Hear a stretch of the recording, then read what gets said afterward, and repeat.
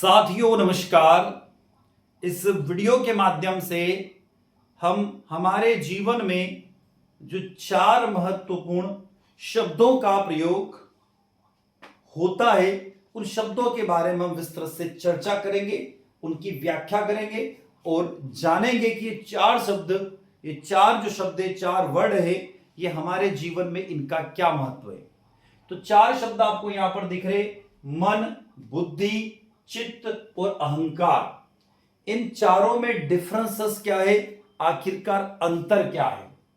तो क्या आपने कभी सोचा है सोचता कौन है, फैसला कौन लेता है, याद कौन रखता है और मैं कौन महसूस करता है। सनातन दर्शन में इन चारों का रहस्य हजारों साल पहले बताया जा चुका है। किसके बारे में बात हो रही है? सबसे पहले बात हो रही है मन की, फिर बात होगी बुद्धि की, फिर बात होगी चित्त की और फिर बात होगी अहंकार की। क्योंकि चारों जो शब्द हैं, मन, बुद्धि, चित्त और अहंकार, हमारे दैनिक जीवन के रोजमर्रा की जो लाइफ स्टाइल है उससे जुड़े हुए शब्द हैं और इन सब से हमारी बॉडी का, हमारे शरीर का डेली सामना होता है। अब बात करते हैं यहां पर इन चारों के बारे में विस्तृत से चर्चा करते हैं।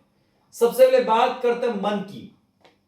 मन मतलब सोचने वाला, मन का मतलब जो कि सोचने वाला है, यानी मन का काम है सोचने, कल्पना करने और इच्छाएं पैदा करना है। या हर पल कई विकल्पों के बीच में हमारा मन भटकता रहता है।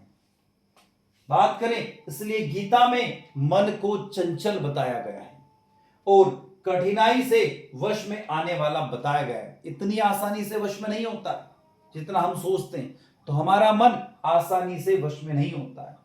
तो सरल शब्दों में कहें तो मन सवाल पूछता है लेकिन उत्तर नहीं दे सकता है। तो ये हमारे मन की बात हुई। तो मन कौन है? सोचने वाला है। आगे बात करते हैं, तो मन कौन है? मन सोचने वाला है। याद रखिएगा, मन कौन है? जो सोचने की क्रिया जिसके साथ में जुड़ी हुई है वो मन है। सेकंड नंबर पर बात करते हैं हम लोग बुद्धि। जो निर्णय लेने की जो पावर है, निर्णय लेने की जो शक्ति है, उसे हम लोग क्या बोलते हैं? बुद्धि बोलते हैं। यानी कि बुद्धि का काम है सही और गलत में डिफरेंशिएट करना, अंतर करना। जब मन कई विकल्प लाता है तब बुद्धि अंतिम निर्णय लेती है। यह विवेक इंसान को सही मार्ग चुनने की शक्ति देता है। अतः सरल शब्दों में कहे तो मन विकल्प देता है और बुद्धि उस पर फैसला करती है। मन विकल्प देता है और बुद्धि उस पर क्या करती है? फैसला करती है। तो बुद्धि का काम है एकमात्र फैसला करना। बुद्धि का काम क्या है? फैसला करना, सही और गलत के बीच में डिफरेंशिएट करना। बात करते हैं नेक्स्ट चित्त की। चित्त क्या है? तो हमारी स्मृतियों का भंडार है। स्मृतियों मतलब हमारे जो पुराने डाटाज है, जो हमारी उम्र आगे बढ़ रही है, हमारे जो डाटाज है, हमारे लाइफ में जो जो हुआ है उसका भंडार है। तो चित्त हमारे सभी अनुभवों, स्मृतियों और संस्कारों का भंडार है। जो कुछ हमें देखते हैं, सुनते हैं और महसूस करते हैं, उसका प्रभाव चित्त में सुरक्षित रहता है। यही संस्कार भविष्य के विचारों और व्यवहार को प्रभावित करते हैं। अतः सरल शब्दों में कहें तो चित्त यादें नहीं बनाता है, उन्हें संजो कर रखता है। तो चित्त का काम क्या है? आपके जीवन में जो भी पॉजिटिव या नेगेटिव जो भी घटनाएं घटती है उसके बारे में हमारा जो चित्त है उनको वो संजो कर रखता है, उनको संभाल कर रखता है। तो ये काम किसका है? चित्त का। तो चित्त का काम क्या है? हमारे साथ में जितनी भी घटनाएं, चाहे वो नकारात्मक हो चाहे सकारात्मक हो, उन्हें यदि कोई संजो कर रखता है तो वो कौन है? चित्त। चित्त के बाद आते हैं अगला अहंकार पर।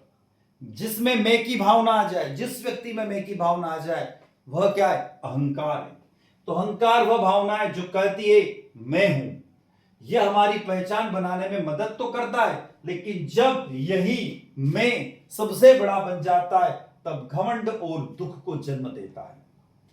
अतः सनातन दर्शन अहंकार को मिटाने नहीं बल्कि उसे नियंत्रित करने की शिक्षा देता है। अतः सरल शब्दों में कहें तो अहंकार पहचान देता है लेकिन उसका अति विनाश का कारण भी बनता है। अहंकार क्या करता है? व्यक्ति को पहचान देता है, पर यदि किसी व्यक्ति को अहंकार हो जाए तो अहंकार यदि हो गया है तो वह उस व्यक्ति के विनाश का कारण भी बन सकता है। आगे बात करें तो ये चारों मिलकर कैसे काम करते हैं। तो जब कोई परिस्थिति आती है, यानी मन विचार लाता है, चित्त पुरानी यादें और संस्कार सामने लाता है, बुद्धि सही और गलत में विभेद करती है और अहंकार कहता है कि यह निर्णय मैंने लिया है, ये मैंने किया है। अतः यही चारों मिलकर हमारी हर भावना और कर्म को संचालित करते हैं।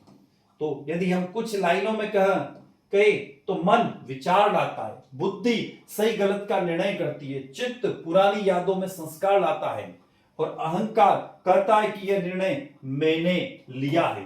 तो इस तरीके की भावना आती। अतः यथा मन तथा बुद्धि, यथा बुद्धि तथा कर्म कौन कहती है? भगवत गीता कहती है। यथा मन तथा बुद्धि तथा कर्म, ये किसने कहा? भगवत गीता ने कहा। अतः भगवत गीता का यदि समाधान देखें तो भगवान श्री कृष्ण कहते हैं कि जिसने अपने मन को जीत लिया उसके लिए मन सबसे बड़ा मित्र है, और जो मन के वश में है उसके लिए मन सबसे बड़ा शत्रु है।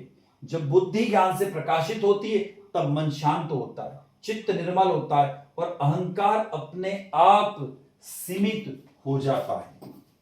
तो ये बात किसने कही है? ये बात भगवान श्री कृष्ण ने कही है। तो मन, बुद्धि और चित्त और अहंकार की बात भगवान श्री कृष्ण ने श्रीमद् भगवत गीता में बड़े अच्छे से समझाई है। किसके अंदर? तो अब हम समझ गए होंगे कि असली युद्ध कहां है। मन सोचता है, बुद्धि निर्णय लेती है, चित्त सब कुछ संजो कर रखता है और अहंकार हर चीज को मैं से जोड़ने का काम करता है। अतः जिस दिन इन चारों को समझ लिया उसी दिन आत्मज्ञान की यात्रा आपकी प्रारंभ हो जाएगी, शुरू हो जाएगी। तो अब आप लोग आत्मज्ञान की यात्रा की तरफ चलिए। आपको सबसे कठिन क्या लगा? मन, बुद्धि, चित्त या अहंकार? कमेंट बॉक्स में कमेंट करके जरूर हमें बताएं कि इन चारों में से सबसे कठिन आपको क्या लगा, और खास बात ये वीडियो कैसा लगा इसके बारे में भी कमेंट अवश्य कीजिएगा। तो इसी के साथ हम विदा लेते हैं। नए वीडियो के साथ पुनः आपसे मुलाकात होगी। तब तक जय हिंद, जय